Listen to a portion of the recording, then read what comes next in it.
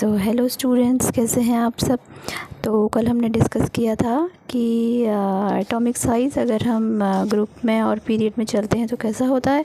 हमने डिस्कस किया था कि as we move down the group atomic size increases और as we move along a period atomic size decreases. तो उसी में मैंने आपको बोला था कि एक एनोमलस बिहेवियर होता है अगर हम डाउन द ग्रुप जाएं।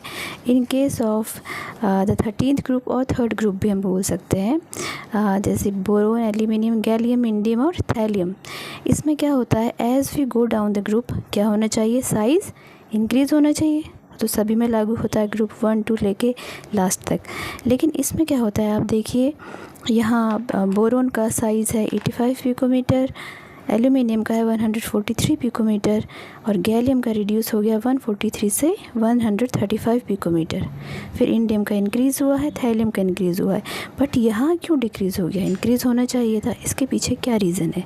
तो ये है एक एनोमेलस बिहेवियर। ठीक है, तो ऐसा क्यों हुआ है हम इसको आज डिस्कस करेंगे।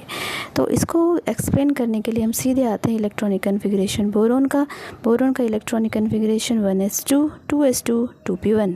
एल्यूमिनियम का atomic number 13, electronic configuration 1s2 2s2 2p6 3s2 3p1। अब हम गैलियम में आएंगे। गैलियम का electronic configuration 1s2 2s2 2p6 3s2 3p6 4s2 3d 10 4p1। यहाँ आपको क्या अलग लग रहा है, देखिए यहाँ s और p ऑर्बिटल भरे गए हैं, यहाँ भी। लेकिन इसमें कौन सा ऑर्बिटल एक नया ऐड हुआ है, d। ठीक है, तो d ऑर्बिटल की क्या खास है कि उसका पुअर शील्डिंग इफ़ेक्ट होता है।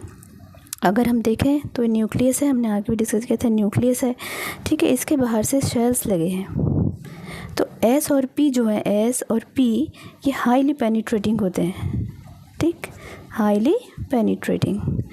तो ये न्यूक्लियस इसको ज़्यादा अपनी ओर अट्रैक्ट कर लेता है। लेकिन अगर हम बात करें डी की, तो ये इनका शील्डिंग इफ़ेक्ट यानी कि पेनिट्रेशन बहुत कम होता है और इनका शील्डिंग इफ़ेक्ट जैसे आपने कैप्टन अमेरिका का देखा होगा, तो उसमें क्या है, एक शील्ड है। ठीक है, तो बाकी सब तो इलेक्ट्रॉन शील्ड करेंगे बाहर के इलेक्ट्रॉन को, अट्रैक्शन होने से किससे, न्यूक्लियस पॉजिटिवली चार्ज है, इलेक्ट्रॉन नेगेटिवली चार्ज है, शील्ड करेंगे। लेकिन डी ऐसा नहीं करता है। ठीक है, अब शील्ड नहीं करेगा तो बाहर के इलेक्ट्रॉन, इसके बाहर क्या है, 4p है। ठीक है, तो उसको ये जो न्यूक्लियस है वो ज़्यादा खींचेगा। ठीक है, क्योंकि शील्ड नहीं है वहाँ पर। बीच में जो एक आप कह सकते हैं कि एक आर्मी की तलवार वो है, प्रोटेक्शन है या एक वॉल है, वो नहीं है, वो बहुत कमज़ोर है। कमज़ोर वॉल होगी तो बाहर की तरफ इसका ज़्यादा प्रभाव पड़ेगा और ये इसको अपनी ओर अट्रैक्ट करेगा। ठीक है, तो इस वजह से ये इलेक्ट्रॉन को ज़्यादा खींच लेता है। तो खींचेगा तो जैसे ही खींचा, अब आप सीधे कह देना कि उसका साइज़ क्या हो जाएगा, छोटा हो जाएगा, श्रिंक। इस वजह से गैलियम का साइज़ नीचे जाने पर डाउन द ग्रुप एल्यूमिनियम के मुकाबले कम हो जाता है, बढ़ता नहीं है, जबकि बढ़ना चाहिए, बट द साइज़ डिक्रीजेस।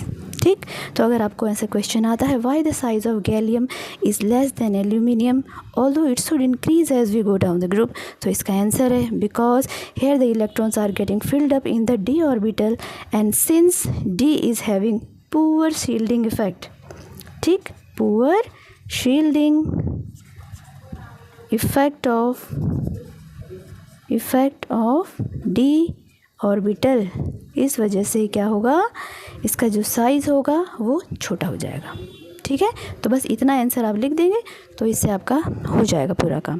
अब एक चीज़ मैं आपको इसमें और एक्सप्लेन करती हूँ। अब आप यहाँ सोचेंगे कि यहाँ पर 4s है तो 4p फिर 3d आना चाहिए था, 4s 4p 3d, या फिर 3d को पहले आ जाना चाहिए था। ये इनके बीच में क्यों आया है यहाँ पे। ठीक है, तो इसमें एक आपने रूल पढ़ा होगा, अफबाउ प्रिंसिपल। ठीक है, इसमें क्या बोला था कि electrons are arranged in order of increasing energy level, increasing energy level. ठीक है, एनर्जी लेवल जैसे जैसे बढ़ेगी वैसे इलेक्ट्रॉन ऐड होंगे। एनर्जी लेवल कैसे निकालेंगे हम, n+l रूल होता है उसमें। n क्या है, प्रिंसिपल क्वांटम नंबर, और ये क्या है, एजीमुथल क्वांटम नंबर। ठीक, तो यहाँ n की वैल्यू कितनी है 3d में, n की वैल्यू है, ये n है और ये l है। ठीक। तो L क्या होता है 0 1 2 3। अगर वैल्यू 0 है तो S ऑर्बिटल, 1 है तो P, 2 है तो D, 3 है तो F।